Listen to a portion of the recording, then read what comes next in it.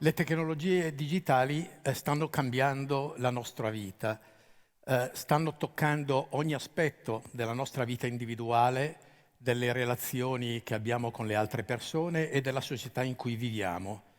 Stanno cambiando i limiti per rimanere nel tema di queste giornate e quindi ci scompongono la nostra visione del mondo quotidianamente. Ricorrere alla storia spesso può essere utile per capire il presente. Se vogliamo tornare indietro nella storia per trovare un momento simile a quello che stiamo vivendo, possiamo tornare agli inizi del 1600. Bene, agli inizi del 1600 è avvenuto un grande avanzamento nelle scienze dovuto a pensatori, a ricercatori come Copernico, come Bacone, come Galileo Galilei, successivamente come Cartesio, come Newton e molti altri. Da questo progresso straordinario della scienza sono nate le tecnologie per produrre energia e per trasmettere energia e questo ha permesso di realizzare le macchine a vapore, poi le macchine a combustione, poi le macchine elettriche. E le macchine hanno prodotto una rivoluzione, la rivoluzione industriale. Con la rivoluzione industriale si è passati da un mondo che per millenni era continuato ad essere basato sull'agricoltura, sull'allevamento, sul piccolo commercio, sull'artigianato, e si è passato a un nuovo mondo, il mondo delle fabbriche, il mondo dei mezzi di produzione controllati dal capitale. Nuove classi sociali sono nate, ci sono state imponenti migrazioni di popolazione dalle campagne alle città dove appunto si trovavano le fabbriche e quindi i nuovi lavori per le persone. Ebbene, io credo che la rivoluzione industriale la rivoluzione digitale sia ancora più radicale della rivoluzione industriale e per questo vi propongo di analizzarla in 3 dimensioni. La prima dimensione che io chiamo ampiezza. Non esiste settore, ambito delle persone, settore della società che non sia toccato da queste tecnologie. Nessuno è escluso.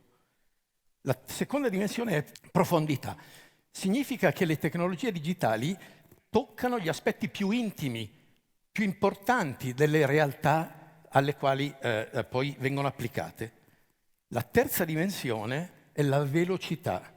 Velocità significa che il cambiamento è avvenuto e continua ad avvenire ad una velocità tale da rendere difficile, impossibile da parte nostra un progressivo adattamento, diciamo così, fisiologico a ciò che sta avvenendo e questo genera inquietezza. Se voi pensate, la rivoluzione industriale ha impiegato più di 2 secoli per avverarsi. La rivoluzione digitale è avvenuta nel giro di pochi decenni. Bene, anche la rivoluzione digitale è basata su macchine, ma le macchine della rivoluzione digitale sono profondamente diverse. Hanno un motore invisibile, immateriale, e il software delle macchine che vengono programmate. Ecco, in questo momento io non vi mostro nulla nella mia diapositiva, proprio perché il software è immateriale e quindi ho deciso di rappresentarvelo con questo nulla. Ma malgrado la sua immaterialità e invisibilità, il software è così potente che è riuscito a generare un intero mondo, il mondo virtuale, il mondo digitale, che si affianca al mondo fisico e che insieme costituisce il nuovo mondo nel quale noi oggi viviamo. La cosa importante però da capire è che questo nuovo mondo appunto si regge su questo software, si regge su qualche cosa che definisce quindi le nuove regole del mondo in cui noi viviamo. Le regole del mondo sono incise nel software, sono programmate da esperti che usano linguaggi che alla stragrande maggioranza delle persone sono ignoti. Quindi queste leggi che il software impone al mondo sono in larghissima misura incomprensibili e imperscrutabili per la stragrande maggioranza delle persone. Si è qui parlato di intelligenza artificiale. Bene, l'intelligenza artificiale non fa altro che aggiungere una ulteriore imperscrutabilità alle azioni delle macchine, perché le macchine diventano capaci di apprendere, di agire e di evolvere in maniera autonoma. E questo anche agli esperti a questo punto del settore risultano incomprensibili in larga misura le azioni che queste macchine, il perché queste macchine compiono certe azioni. Bene, facciamo un piccolo zoom adesso per capire che effetto ha tutto questo, ha avuto, su una dimensione sociale fondamentale dell'umanità, che è il lavoro. Ebbene, anche la rivoluzione industriale era riuscita ad affiancare agli uomini le macchine, spesso a sostituirli e spesso ancora asservendoli al loro funzionamento. Anch'io vi mostro una slide che è tratta dal capolavoro di Charlie Chaplin, che è Tempi moderni. Ora, in questo film si vede appunto l'omino operaio che, non riuscendo a sostenere i ritmi diabolici di funzionamento della macchina, viene risucchiato da questi suoi ingranaggi implacabili. Ebbene, se noi pensiamo al mondo delle fabbriche, per darvi un'idea degli effetti dell'automazione sul lavoro, vi riporto alcuni dati che fanno riferimento, ad esempio, al settore dell'automobile.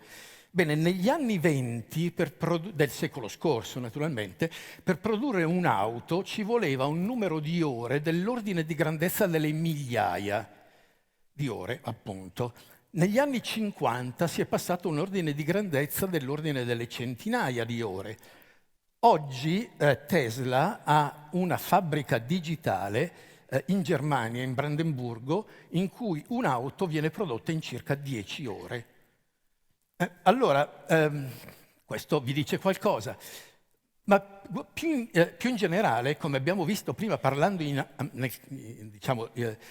di ampiezza, l'automazione digitale non ha toccato le fabbriche solo, ha toccato gli ospedali, ha toccato le banche, ha toccato la scuola, la formazione. Inoltre ha introdotto un aspetto che si può dire disruptive, rivoluzionario, perché ha reso inutile in molti casi la copresenza in uno stesso luogo fisico delle persone per lavorare o per imparare a insegnare. È nato il telelavoro, è nata la teledidattica. Ora, questi hanno prodotto degli effetti straordinari, naturalmente positivi da un lato, perché, ad esempio, si riduce l'inquinamento, meno emissioni di CO2 perché non bisogna spostarsi, si è riusciti a rimanere operativi anche in momenti terribili di emergenza, come il Covid. Le università hanno scoperto nuove possibilità, riescono a erogare corsi online e raggiungono una platea di spettatori che altrimenti non sarebbero mai raggiunti. Vi faccio un esempio piccolissimo. Io insegno ancora al Politecnico un corso di nicchia che è seguito da poche decine di studenti. Questo corso è stato messo su una piattaforma digitale che si chiama Coursera. Ebbene, questo corso è passato da poche decine di studenti a oltre 10.000 studenti che l'hanno seguito, 6.000 che l'hanno completato, 2.500 che hanno ottenuto anche un certificato finale avendo superato l'esame. Cose meravigliose. Però, ad esempio, c'è l'effetto terribile sulla dimensione sociale del lavoro, sulla dimensione sociale della scuola. Abbiamo già sentito qui parlare dei problemi dei giovani, ad esempio, che hanno avuto durante il lockdown proprio per quell'assenza di socialità che ne derivava. Bene, quello che è successo finora è che con l'automazione, con la chiusura di posti di lavoro a causa dell'automazione, si liberavano energie e possibilità di creare nuove opportunità, spesso a più alto valore aggiunto. La domanda ovviamente importante che ci dobbiamo porre oggi è la seguente: ma con le macchine che vengono realizzate con l'intelligenza artificiale, che quindi permette alle macchine di essere più autonome, permette alle macchine di essere più competenti, in un certo senso più creative. Continuerà ancora a essere così? Bene, anche qui, se volete, qualche piccolo dato. Negli Stati Uniti si è calcolato che con l'introduzione dell'AI ci sarà una riduzione del 46% di posti di lavoro per lavori di tipo amministrativo. Questi sono dati di McKinsey. Il 41% dei lavori in ambito legale verranno automatizzati e il 37% dei lavori in ambito di ingegneria. Uno dei lavori che tradizionalmente ne abbiamo sempre considerato creativi, come la programmazione delle macchine digitali, ebbene, all'inizio di quest'anno un'importante rivista del settore dell'informatica usciva con questo titolo, The End of Programming. Quindi si prevede che l'attività di programmazione delle macchine potrà essere in futuro svolta in larga misura dalle macchine. Bene, vale. Tutto questo ci fa gettare qualche ombra sul futuro dovuto all'autonomia progressiva delle macchine.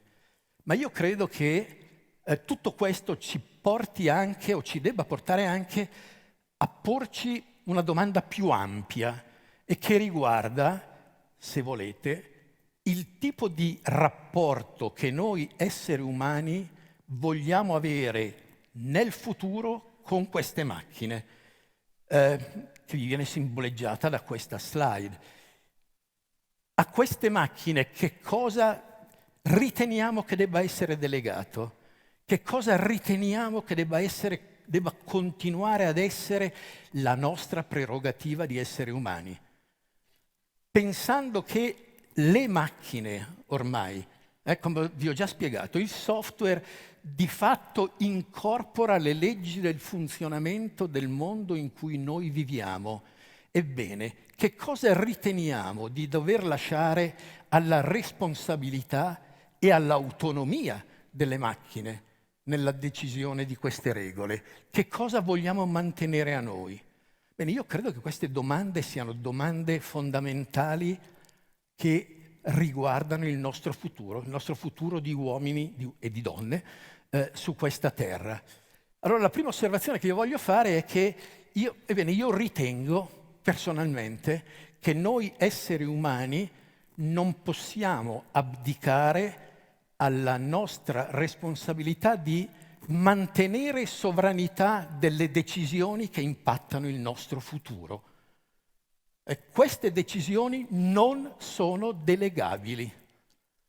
Non sono delegabili ai tecnici, non sono delegabili agli esperti che maneggiano tecnologia, perché chi sviluppa tecnologia è giustamente competente e interessato a sviluppare tecnologia e consapevolmente o inconsapevolmente non si pone il problema di capire qual è l'impatto sulle persone, qual è l'impatto sulla società. Tanto meno questo può essere lasciato a chi oggi gestisce le piattaforme tecnologiche sulle quali la nostra vita si basa. E qui penso a Google, a Facebook, che oggi si chiama Meta, a Twitter, che oggi si chiama X. Queste piattaforme hanno ormai acquisito un potere che le pone al di sopra e al di fuori di qualunque organismo gli uomini e le persone si siano dati per gestire questo mondo. Si pongono al di sopra degli stati, dei governi e delle organizzazioni civili. Pensate a quello che è successo quando, ad esempio, Twitter è stata in grado di zittire Trump, che utilizzava la piattaforma Twitter per veicolare messaggi eversivi. Noi potremmo dire benissimo, certo, giusto, per fortuna, ma al tempo stesso ci dobbiamo porre questa domanda: ma è legittimo che sia un privato cittadino che possiede questa piattaforma e che sia in grado di censurare o di decidere chi può parlare su questa piattaforma? Ad esempio, è riuscito a zittire un presidente, o in quel momento, ex o presunto aspirante ancora presidente come Trump. Ma è legittimo che questo avvenga? Ebbene, allora io credo che la domanda qui, il problema che vorrei che condividessimo tutti, ripeto, è questo recupero di sovranità di queste decisioni, che è vitale per tutti noi. Ma per recuperare, diciamo, questa nostra capacità decisionale, io credo che dobbiamo avere dei principi ispiratori, dobbiamo avere una stella polare che ci guida nel decidere e nell'agire. E questa stella polare non può che essere quella, io ritengo, di un nuovo umanesimo digitale. Nuovo umanesimo digitale significa che al centro ci sono gli esseri umani e i loro valori.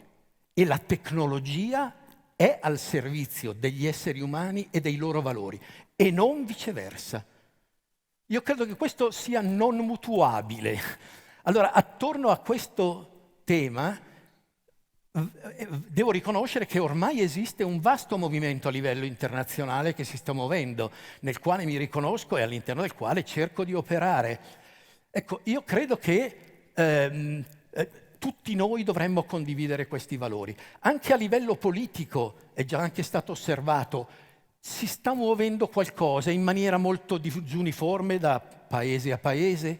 Ad esempio, l'Unione Europea ha assunto un ruolo riconosciuto da molti di avanguardia nel farsi carico di questi problemi. Si è fatta carico dei problemi, ad esempio, della protezione dei dati individuali dei cittadini. In questo momento si sta facendo carico dei problemi generati dall'AI. Ecco, credo che il nostro compito, tutto di cittadini, è proprio di rivendicare il fatto che attorno a questi principi dell'umanesimo digitale, che sono così ben rappresentati da questa immagine iconica che è l'uomo vitruviano di Leonardo da Vinci, attorno a questi principi noi dobbiamo chiedere, spingere perché l'azione politica vada in questa direzione e tutti noi dobbiamo operare per andare in questa direzione. Vi ringrazio per la vostra attenzione.